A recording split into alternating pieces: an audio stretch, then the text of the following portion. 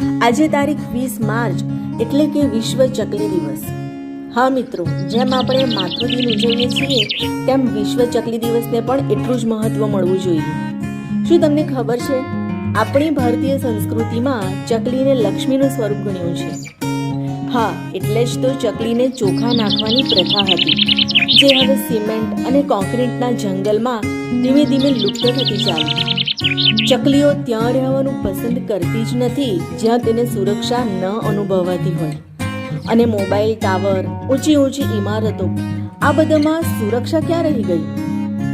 મિત્રો, કદાચ બાળપણમાં સૌથી પહેલા જોયેલું અને ઓળખેલું પક્ષી ચકલી જ તો હતી. ચકલી એ એક સામાન્ય પક્ષી જ નથી, પણ આપણા ઇકોસિસ્ટમનું બેરોમીટર પણ છે. માટે એને બચાવવી જ જોઈએ.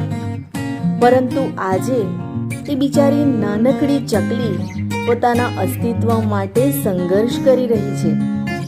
આજે ચકલીઓ માટે સૌથી મોટો પ્રશ્ન માળો બાંધવા માટેની સલામત જગ્યાનો છે.